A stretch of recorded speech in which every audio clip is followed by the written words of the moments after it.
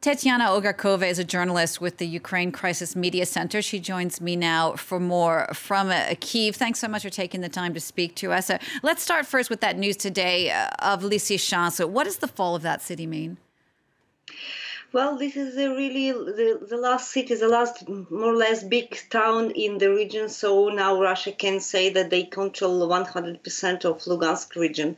But at the same time, it was tactically important for Ukrainian troops to retreat because it was question of their lives and they were in a kind of enclave for many weeks already.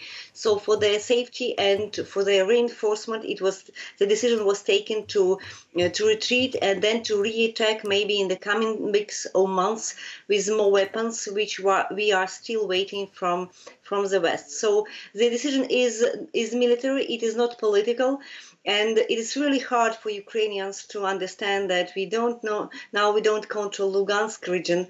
But it took Russian troops 3 months to take this 10% of its territory, because in the beginning of war they progressed quickly, and the second phase of war, which started in April when Russians retreated from Kyiv, Chernihiv and Sumy, they concentrated their effort in Lugansk region, and in 3 months only they were able to take this 10% of Lugansk region. So their progress is quite long, but unfortunately they are still capable to progress on the Ukrainian territory. Volodymyr Zelensky made his communication, you quoted it, so he said that we will be back. We had some feedback from military on the ground as well. They were more or less optimistic, if we can be optimistic in this war. They were saying that we will be back later in better organization and with better weapons.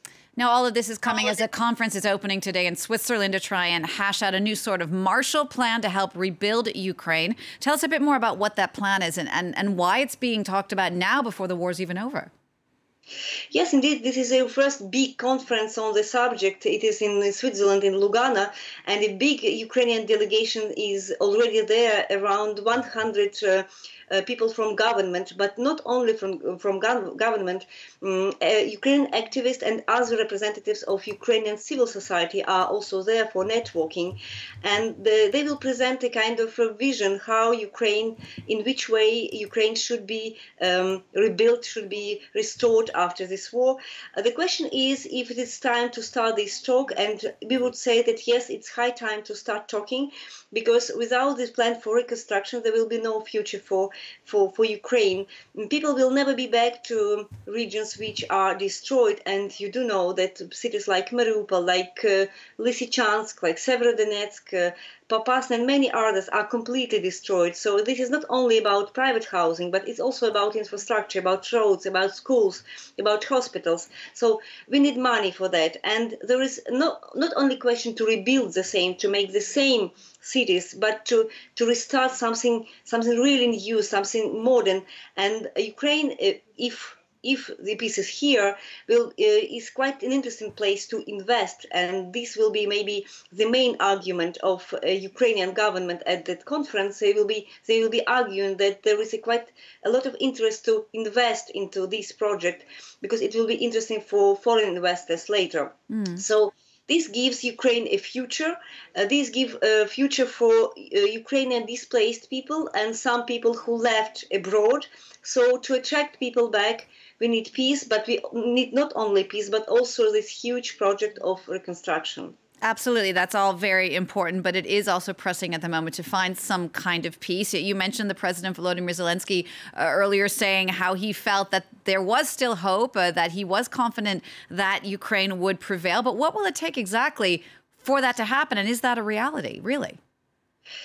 We do believe that this is a reality. According to our information, Ukrainian army is preparing a counterattack later in summer. We are talking about August, and there is no other way for Ukraine and for its allies, including European countries, but also United States, Canada, NATO countries than to lead to inevitable military defeat and diplomatic defeat of Russia in this conflict, and to get back all territories of Ukraine, not only that which were occupied after the 24th of February, but also territories which were occupied before the conflict started. I mean, in 2014 included Crimea.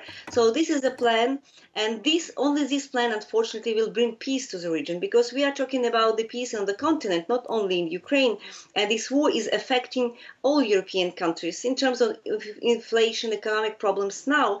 But if Russia is not defeated, this region will be living in the situation of danger for many decades. So unfortunately, even it's hard to admit, we are to end the story with a military defeat of Russia and regain of all territories of Ukraine, and reconstruction of Ukraine, which will become, and which is absolutely able to become, a very interesting place to invest. Tetyana, thank you for that. Tetyana OgArkova, they're speaking to me from Kyiv, a journalist with the Ukraine Crisis Media Center.